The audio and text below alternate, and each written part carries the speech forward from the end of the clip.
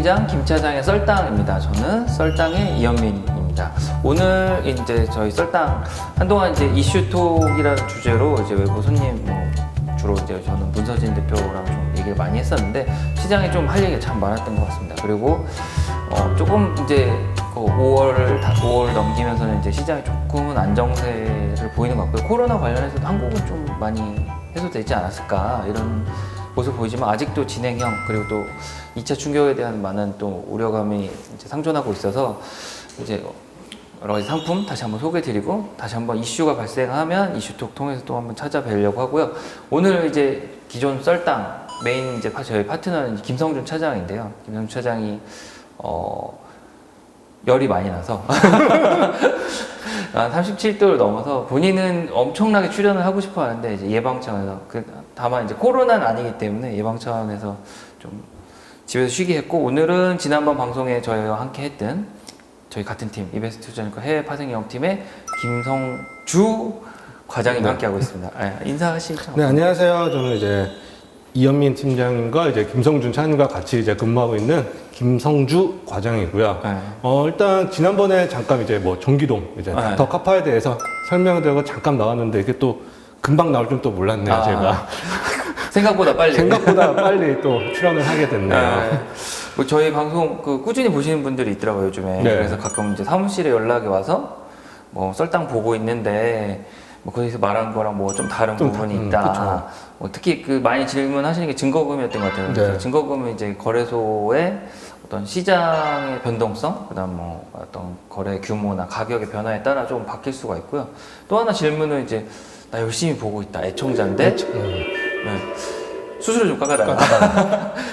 그래서 이제 그런 거 관련해서도 저희 조금 이벤트를 한번 고민해보고 있고요.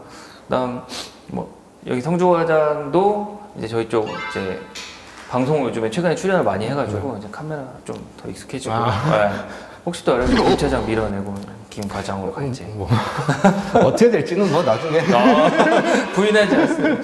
하여튼 그래서 이제 간만에 이제 또 썰당 기본 스타일로 상품에 대해서 살펴보려고 하는데 한 2달 가량 이게 또 안 하다 보니까 조금 또 이제 생소한 느낌이 있더라고요. 그래서 저희가 오늘은 이제 오늘 새로운 상품 이제 살펴볼 거는 저희가 원유 그다음 귀금속 살펴봤고 그다음 이제 비철금속 한번 살펴봤고요. 그다음 이제 다음 단계로 농산물 이제 상품 선물에 이제 마지막 남은 게 농산물이거든요. 네. 농산물에 대해서 조금 살펴보려고 하는데 저희 거래소 관련된 이제 영상 한번 보시면 아시겠지만 선물이 이제 시작된 게 농산물 때문에 시작된 거잖아요. 그렇죠. 미국의 이제 CBOT 네. 시카고 상품 거래소에서 한 19세기죠? 네. 한 1800 후반대쯤에 이제 농산물을 처음으로 이제 거래를 하면서 이제 전 세계적으로 이제 선물이 시작이 됐다고 볼 수 있죠. 2018년에 170주년이었거든요. 그래서 이렇게 100년도 넘는 이제 한참 전에 이제 선물이라는 게 출발을 했고 그 원인이 됐던 게 농산물이거든요. 그래서 또 올해는 또 주목해 볼 만한 점이 미중 무역 분쟁. 또 연초에 사실 코로나 나오기 전에 아주 핫했죠. 그래서 미중 무역 분쟁에서 마지막 마무리가 사실은 이제 1월 정도 초중순 그쯤 이제 중국과 미국이 일정 휴전 같은 거죠. 화해를 하면서 이제 중국이 이 미국의 농산물을 320억 달러 구매하기로 했다. 근데 사실 한참 미중 무역 분쟁 한참 할 때는 또 트럼프가 농산물 또 아베한테 한번 넘긴 적이 있거든요. 아베한테 2019년 말 정도에 그때 이제 옥수수를 또 한번 넘겼죠. 왕창 넘겼죠 그때. 근데 이제 오늘 또 주제로 나올 옥수수 얘기 뒤에 가서 하겠지만 그게 우리가 먹는 옥수수가 또 아니잖아요. 이렇게 넘기는 게. 그렇죠. 그 동물 사료로 그래서 그런 쪽으로 이용돼야 되는데 아베가 덜컥 사겠다고 해서 일본 내에서는 쓰지도 않는 걸 산다 이런 얘기 했는데요. 코로나 때문에 그런 부분 확 얘기가 줄었었고요. 또 오늘 농산물 또 저 개인적으로 조금 다시 한번 짚어보면 좋을 것 같다 하는 이유가 코로나 지금 사실 진행 중이잖아요. 그 코로나 때문에 어떤 서플라이 체인, 그러니까 공급 관련해서 조금 문제가 생길 수 있다 이런 얘기를 하는데 최근에 보니까 미국은 도축장? 맞죠? 그렇죠. 소 잡고, 돼지 잡고 이걸 일하는 직원들이 출근하지 않아서 고기를 못 먹는다. 고기를 못 먹고 거기서 일하는 사람들이 이제 코로나에 걸리고 하다 보니까 이제 공장 도축장이 이제 문을 닫고 그러다 보니까 마트에 사재기 때문에 다 없겠지만 고기도 먹다 보니까 이제 뭐 미국 애들이 이제 뭐 고기로 만들지 않는 그런 패티를 갖고 햄버거를 먹고. 미국 애들이요? 미국 애들이. 신기하네. 그리고 또 하나 제가 본 거는 이제 우유도 버리더라고요. 그렇죠. 가공을 해야 되는데 못하고. 그 다음 또 여기서 파생되는 게 유럽, 이제 프랑스 같은 데 농업 어느 정도 또 많이 하는데 대부분 농사 일이 노동 집약적이에요. 사람이 많이 필요하니까. 근데 대부분 그게 외국인 노동자들이 와서 일을 해서 메웠는데 외국인 노동자가 못 들어오는 거죠. 들어와도 2주 자가격리 해야 되고. 그렇죠. 일을 할 수가 한국도 없죠. 그렇고. 그나마 한국은 그나마 돌아다니기라도 네. 하는데 그런 부분이 있기 때문에 농산물 좀 중요한 것 같고요. 또 하나 이제 뭐 농산물 수출이 안 돼서 자가 뭐라 그러죠? 뭐 국가에서 스스로 비축 이런 게 또 안 되면 이런 문제가 있을 수 있어서 한번 농산물에 대해서 좀 관심을 가져보아야 되지 않을까. 그래서 농산물 시장 좀 살펴보려고 하고요. 지금까지 지켜보신 분들 구독, 좋아요 눌러주세요. 그러면 이제 농산물 시장의 상품들이 뭐가 있는지 큰 카테고리 조금 이제 과장님께서 좀 한번 설명해 주시겠어요? 네, 일단 농산물 같은 경우는 일단 곡물. 저희가 다 아시다시피 뭐 옥수수, 대두, 뭐 밀, 대두밥, 뭐 쌀 이런 거가 다 곡물로 이제 취급이 되고 거기서 이제 뭐 소프트 상품이라고 해서 이제 기호식품 해서 뭐 커피, 코코아, 오렌지 주스, 뭐 원면 이런 게 조금 이제 구별이 되는데 네. 곡물, 뭐 옥수수나 이런 거 저희가 많이 알고 있는 거는 일단 아까 말씀드린 CBOT 이제 시카고 상업거래소에 네. 상장되어 있고 그 외에 이제 기호식품들이나 뭐 커피나 코코아 이런 거는 이제 대륙간 거래소라고 이제 아이스에 이제 다 상장이 되어 있어서 조금 구별이 되어 있죠 지금 거래소별로. 결국에 이제 저희 거래소 이제 소개 한번 다 나왔던 거래소인데 이제 CBOT는 지금 이제 CME 그룹에 이제 속해 있는 예. 하나 CME 그룹의 밑에 이제 상장은 아니고 속해 있는 거래소 중에 하나죠. 네.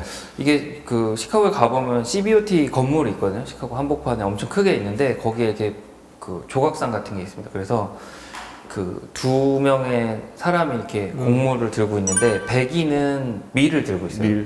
그러니까 유럽에서 밀을 갖고 들어왔잖아요. 그래서 백인 밀을 들고 있고 바로 옆에 인디안이 서 있는데 인디안은 옥수수를 들고 있어요. 그래서 한국은 뭐 작물 딱 생각하면은 쌀 딱 있는데 미국은 역시 옥수수랑 밀 이거를 좀 상징적으로 잘 보여주는 것 같고 그렇다면 이제 농산물의 가장 메인이 되는 상품 제가 봤을 때는 옥수수라고 생각을 하죠. 그래서 옥수수 시장에 대해서 좀 개괄적으로 어떤 상품이 있는지 어떻게 되는지 조금 살펴보고요.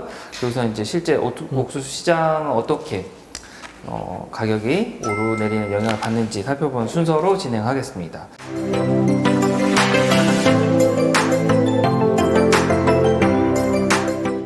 그래서 옥수수 시장 좀 개요를 살펴보면 옥수수 진짜 흔히 보잖아요. 네. 한국에서도 뭐 어디 가든지 뭐 시골 가다 보면 이제 뭐 국도에서도 옥수수 많이 팔고 옥수수도 이제 많이 자라는 거 많이 보는데 이제 미국이나 전 세계에서도 그냥 웬만한 데서는 다 잘한다 생각하면 될 것 같네요. 옥수수 그 동네 이제 일일 장터 이런 걸 하는 데 가서 물어봤더니 옥수수를 다 국내산 같잖아요. 수입품을 먹는데요, 대부분. 한국도. 국내산이 별로 없다고. 우리가 이렇게 찌어 먹는 옥수수도. 그래서 이런 옥수수가 보면 이제 해수면 이하, 그러니까 땅이 좀 낮은 지역에서도 자라고, 해발 12,000피트 엄청 높은 지역에서 자라고, 거의 사막에 가까운 건조지대, 그다음 뭐 밀림이 아열대 지대에도 자라서 사실 전 세계에서 진짜 생각보다 많이 기르고 있다. 그래서 어렸을 때 배운 게 교과서 생각나더라고요. 구황작물이구나 이래서 어떻게 해서든 잘하는구나. 그때는 그게 뭔지 몰랐는데 이제 그때는 뭐 전혀 감이 없었는데 이런 게 있고 실제 옥수수 자체는 이제 전 세계 소비량 중 50%는 사료로 쓰인답니다. 그래서 이제 옥수수라는 게 우리가 먹는 옥수수만 생각하면 절대 안 되고 실제로 이제 사료 위주로 쓰이고 그다음에 이제 사료 외에는 이제 종자나 공업용 이런 부분 쓰여서 공업용도 되게 의외인 부분이 있더라고요. 그래서 이제 뭐 에너지 이제 원료로도 많이 쓰이고 어떻게 보면 뭐 잉크 같은 데도 옥수수로 쓰인다고 하더라고요. 그다음에 요즘에 보면 뭐 약간 환경 이런 거에서 이제 뭐 패키지 상품들 맞아 플라스틱 약간 대체하는 것처럼 옥수수 뭐라고 하지 전분을 붙여서 뭐 그릇처럼 만들어서 좀 그런 것도 많이 사용하고 그래서 정말 많이 뭐 여러 가지 부분에 사용하고 있고요. 이제 실제 최대 생산국은 이제 뭐 뒤쪽에 좀 더 설명하겠지만 실제 미국에서 진짜 제일 많이 생산된다. 그래서 이제 미국 영화에 보면 옥수수밭 영화에 좀 생각보다 많이 나오는데 그냥 허허 발판에 이제 뭐 사막이 아닌 이제 허허 발판을 지나가는 장면에 나오면 도로 양쪽에 있는 거는 대부분 옥수수 밭이다 생각을 하면 얼추 맞는 것 같아요. 네. 제가 사실 2019년에 이제 토마토 TV랑 네. 시카고 가서 이제 옥수수 밭을 촬영하기로 했는데 그 미국은 이제 지역별로 시간대가 4개로 나눠지잖아요. 그쵸. 그래서 시카고는 중부 시간대인데 그 만나는 장소가 동부였던 거예요. 그래서 9시에 만나기로 했는데 각자 지역 시간으로 얘기를 한 거죠. 1시간 차이가 1시간 차이가 난 거예요. 그래서 그거를 이제 운전해 주시는 분이 있었는데 그분이 뒤늦게 깨달은 거예요. 가다가 시간이 바뀌니까 그래서 그거를 메우려고 엄청 과속을 했거든요. 그런데 이제 진짜 영화에 나온 것처럼 경찰차가 이제 조용히 뒤에 따라붙었어요. 조용히 따라붙어가지고 내렸는데 미국은 진짜 조심해야 되는 걸 제가 몰랐던 게 차를 세우고 뭐 이렇게 운전면허증이 트렁크에 있어가지고 그걸 주려고 내렸는데 경찰이 내려 있었더라고요. 저는 몰랐는데 그래서 총을 겨누길래 그 황천길을 갈 뻔, 옥수수 구경 갔다가 황천길을 갈 뻔했는데 진짜 옥수수가 쫙 펼쳐져 있더라고요. 옥수수 밭이. 그거 사람이 심지 않고 뭐 비행기를 심는다고 기계로 다 심고 심지어 농약 또 헬기에서 뿌리고 네. 그다음에 그 수확하는 것도 이제 뭐 한국은 그냥 가면 뭐 어르신분들이나 저희가 이제 손으로 다 따는데 거기는 이제 뭐 기계로. 무조건 기계로다. 그런 얘기를 들었어야 되는데 이제 바로 경찰에 잡혀가느라 미팅도 깨지고 옥수수 밭을 멀리서 봤죠. 그래서 어쨌든 미국은 이제 그 시카고 주변 중부가 이제 콘벨트라 부르는 이런 그쵸. 미국 중부에서 이런 걸 기르고 있고 생각보다 많은 양을 미국이 수출한다 이렇게 보시면 될 것 같고요. 파종식이나 이런 관련된 건 좀 뒤쪽에 한번 보면 될 것 같고 결국은 이제 옥수수 아까도 얘기 드렸지만 이제 먹는 거 먹는 거를 키우는 용도도 돼지나 특히 뭐 중국이 돼지를 많이 먹으면서 또 사료로 많이 쓰였고 많이 쓰이고 그리고 이제 나머지 뭐 바이오 에탄올 이런 부분까지 쓰이는데 농산물은 제가 이제 보면 투자자분들이 좀 투자가 어려워요. 왜냐하면 한국에서 농산물을 뭐 옥수수뿐만이 아니라 모든 농산물, 뭐 곡물이 되던 기호식품, 뭐 소프트 상품이 되던 정보가 부족해요. 그러다 그렇죠, 보니까 뭐 해외에서도 나오는 정보가 딴 거, 뭐 원유, 귀금속, 비철금속보다도 훨씬 적기 때문에 그걸 좀 찾기도 힘들고 조금 하다 보니까 정보 싸움이라고도 할 수 있으니까 조금 한국 사람들이 조금 거리감이 조금 있는 상품 중에 하나죠, 농산물이. 그리고 또 하나 제가 느끼는 게 저희 방송 보시는 분들 중에 저희 연세를 제가 또 다 모르겠는데 젊은 분들은 옥수수 같은 거 키워본 적이 없을 거예요. 그쵸. 이게 어떻게 자라는지에 대한 관념이 없으니까 그냥 뭐 막연히 흙에다가 옥수수 심으면 난다지 이게 어째서 어떻게 자라고 물을 얼마나 줘야 되고 이런 부분 몰라서 조금은 뉴스를 봐도 조금 이렇게 기민한 반응이 떨어진다. 그래서 예전에 이제 저희가 거래했던 뭐 브로커 회사의 담당자가 기가 막히게 농산물 내용을 정리해요. 그래서 어떻게 잘하냐니까 어렸을 때 시골에 좀 살아가지고 옥수수 키워봤다는 역시 경험이 중요한 것 같아요. 그래서 이런 생육 관련돼서 조금 이제 과장님이 이제 천천히 한번 설명해 주시겠어요?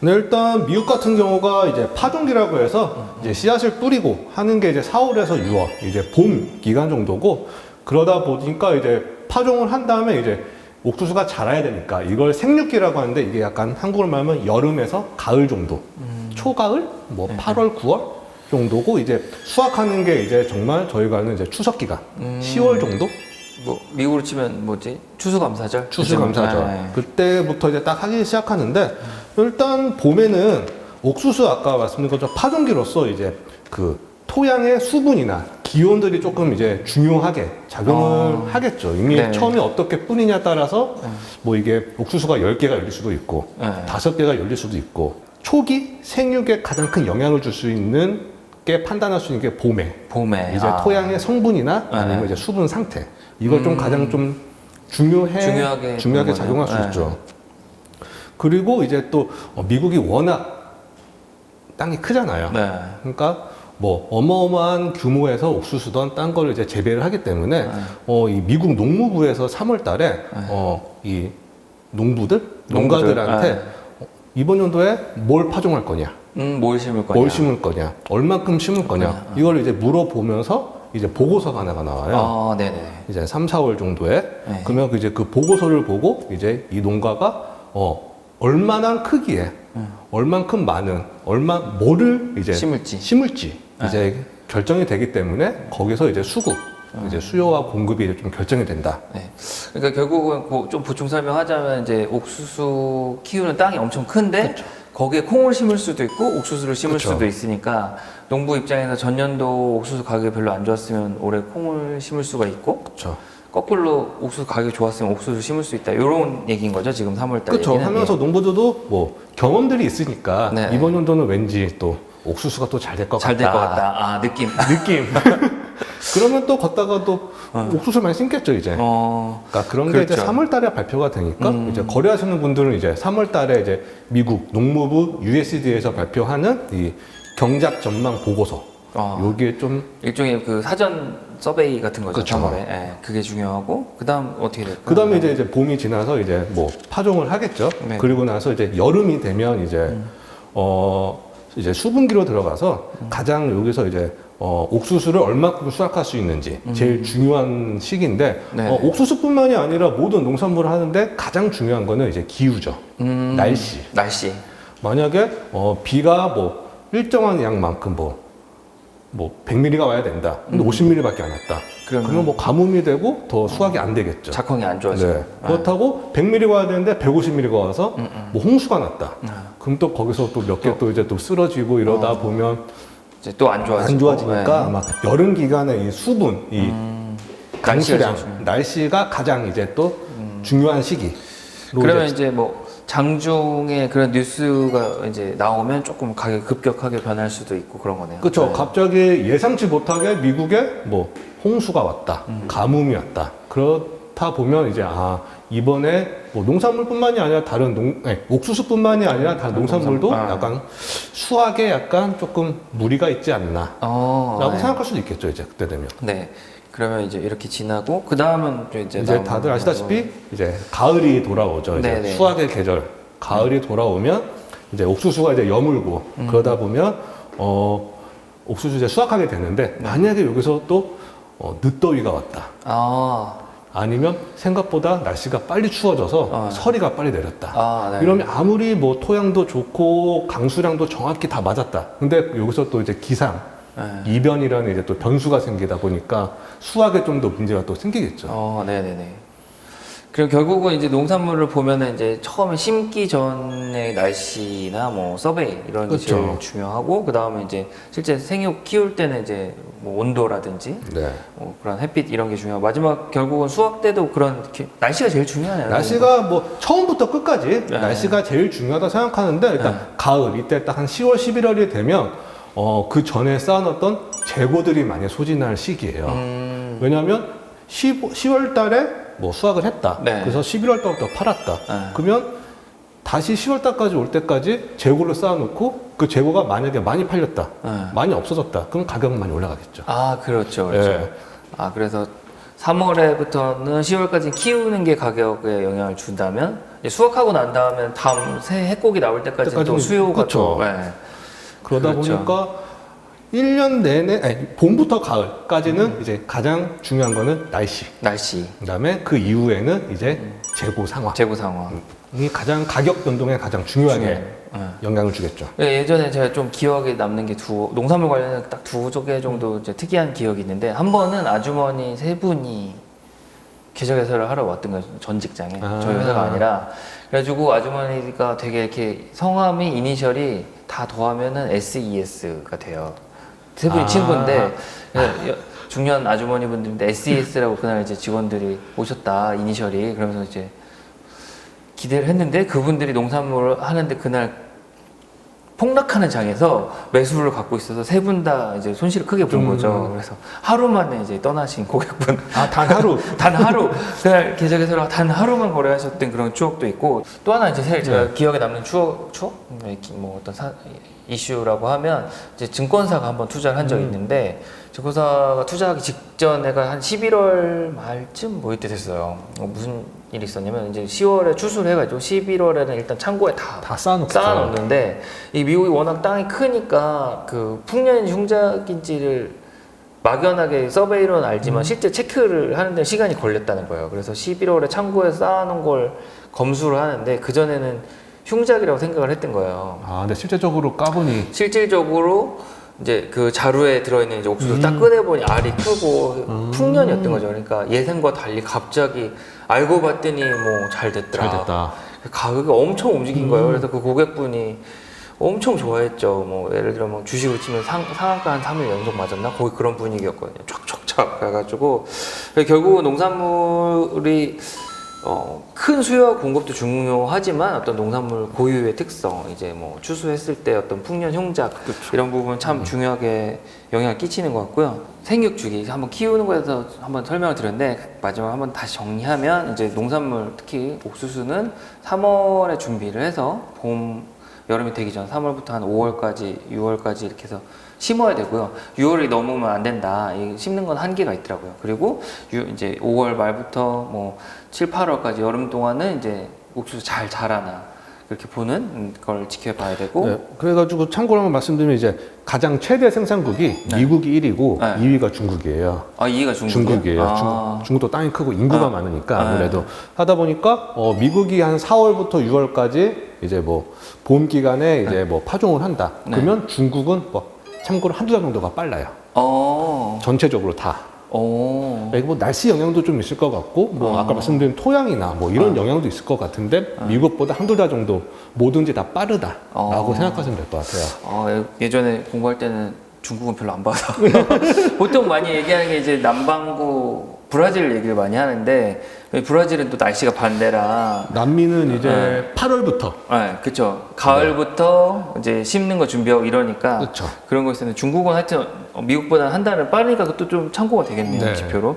근데 결국은 이제 미국은 여름에 키워서 이제 9월, 10월을 거쳐서 이제 11월까지 추수를 끝낸다. 그래서 농산물 상품은 조금 이제 유념하실 게 새해가 됐을 때 1, 2월은 전년도 작곡을 가지고 이제 시장이 움직이는 거니까 그래서 다시 추수한 10월까지는 전년도에 이미 추수한 곡물을 네. 가지고 하는 거잖아요. 그래가지고 제가 알기로 한국이나 미국 기업들이나 대부분의 기업들이 회계 마감이 12월이잖아요. 네. 근데 농산물 관련된 이런 회계 마감은 제가 알기로 9월인가 10월로 알고 있어요. 그렇죠. 새로 추수하니까. 추수가 하는 네. 시기가 이제 새로운 이제 시작이다라고 생각해서 약간 조금 그것도 맞습니다. 조금 뭐 딱히 뭐 투자하신 분들 조금 참고하실 필요 있어요. 왜냐면 됐죠. 제가 막내 때 뉴스를 보면은 전년도부터 뭐 이렇게 기간을 표시해 주는 게 네. 있는데 처음에 이해가 안 갔거든요. 그래서 농산물 좀 집중적으로 투자하시는 분은 이제 시기적인 표시 이런 부분 좀 유념하셔야 될 것 같고 이제 그러면 이제 농산물 이렇게 잘하는 거 보면 이제 늘 이제 커머디티 상품 저희가